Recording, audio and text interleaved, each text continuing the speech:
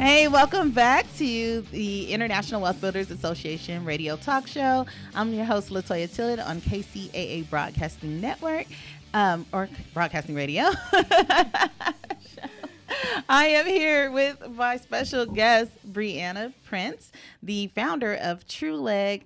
So she's here telling us all about life insurance and creating legacies and, just having a way to protect ourselves and our assets as well as our families in the event of, an unfortunate situation, an untimely death or, a death that comes naturally or however it happens. You definitely want to be prepared in any scenario. So, Briana. Absolutely. What's next for you? What's next? So right now, I'm actually focusing on building my agency. Nice. So what that's going to look like essentially is getting a whole team together to help grow this business. Okay. Yeah.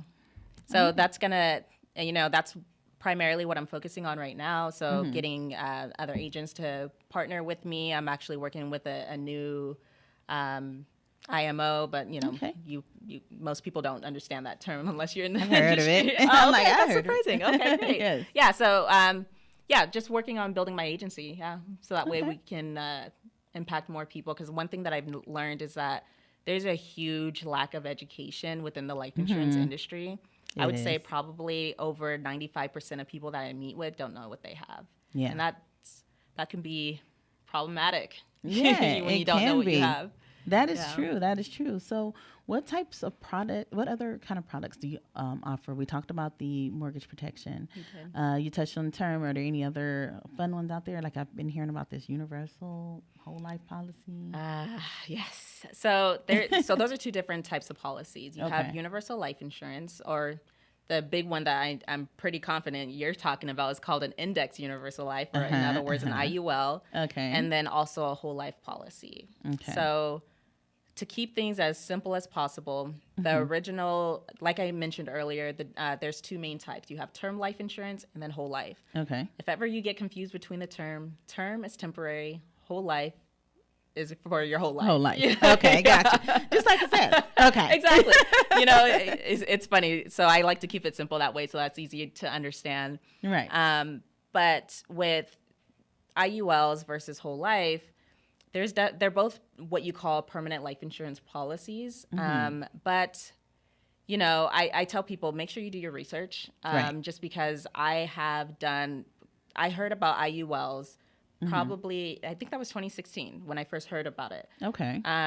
Of course, like I said, whole life policies are the original ones, so those ones have been around forever. Right. Right.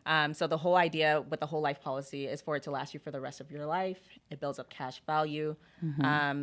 So basically, as you're paying on your monthly premiums or annual premiums, a percentage of that goes to your cash value, and it builds up over time. Okay. So that's with the traditional whole life policy. With an IUL, the greatest thing with a traditional universal life, let's start there, is that it offers a lot of flexibility. Okay. Now that flexibility, in my opinion, also is its greatest downfall in those policies. Because, and I say that because with IULs, the huge difference between that and whole life is the fact that with whole life, you have all guarantees. With IULs, you don't have those guarantees. So what it is that they use the performance of an index like S&P 500 to credit the policy. Okay. So it's not like your money is directly invested in the policy, but it uses it as a watermark for the policy. And with an IUL, the cost of insurance goes up every single year. Basically, what it is that it does. You don't know that because it's built into the policy. Oh, gotcha. But the cost of insurance goes up every year. So basically, it's like buying what's called an annual renewable term, which means that every single year the term period renews. So within your policy, it's buying like, let's say, for example, I'm 30. Let's say I take out an IUL right now. So, and assuming that my IUL, I'm just going to use easy numbers and say $100,000. Okay. So if it's a $100,000 policy, then it's crediting as if the cost of insurance is going to be for $100,000 for a 30-year-old female. That's what it's crediting. Okay. So let's say that's going to cost $50 a month. I don't know. Okay. I'm just using easy numbers. Yes. Now next year I'm 31. So now my policy, and it's still 100,000. So now instead of paying $50, now it's $53. Oh. The next year I'm 32, and so it goes up every single year. On a whole life policy, it takes the average cost or average life expectancy and divides it, and so it's always consistent. It never changes. Okay, that's why so it's like a fixed term, like kind of like a fixed mortgage. Yeah, I guess you could see it that way. Yeah. Okay. So with that being said, you have those guarantees and it's automatically factored in. You don't have those fluctuations that exist within there. Right. So it is a bit of a complex level if you're talking about like the infinite banking concept. And I know that's a huge thing. And I know that's probably what you're talking about right now. I thought about that one too. Yes. Yeah. So I like facts, right? You know, of course. I say that I've been saying that all day because it's true. I like facts. Number one, with an IUL, the way it's structured, same thing. If you structure the whole life, it can be structured essentially the same, but they work very differently. Okay. Again, with the whole life, you'll have those guarantees. With the IUL, you do not. So the way you want to set it up is so that you have the least amount. You want to buy the least, because generally when people want those policies, they're more focused on the cash value buildups than the death benefit. Gotcha. So you want to buy the least amount of life insurance for the highest amount of cash value. Least amount of life insurance for the highest amount of cash value. Yeah. Okay. So, and to offset it, you can add a term rider into it to make sure that you have enough life insurance that you need, blah, blah, blah. Right. But essentially, that's the structure that you want to look at when you're looking at these policies. And so when you're looking at the policies and minimizing that death benefit for the maximum cash value, what you're doing is allowing your policy to grow over time, right? Okay. So with the crediting method on an IUL, it does use the performance of an index. I will say this: I'm not a huge fan of IULs because it's too unpredictable. Okay. It hasn't been around long enough, and there's agents who will absolutely disagree. That's why I tell people, like, when you're looking, do your research. Don't rely on one agent. I like facts and numbers. You don't have that with IULs, generally speaking. And again, one of my biggest concerns with it is that if you end up living too long, because it would be great, probably would work pretty great if you die prematurely. Okay. But long term is where I fear. And the reason, a lot of that just comes from my history with universal lives in general. The traditional history of how universal lives first started out was, like in the 80s, late 80s, early 90s, well, up into the to early 2000s, actually, they were pushing traditional universal lives. Like they were like crazy. I remember that period where they were kind of pushing it really hard. Yeah. And they I think they were crediting ridiculous amount, like 10% interest. Yeah, it was something a crazy amount of.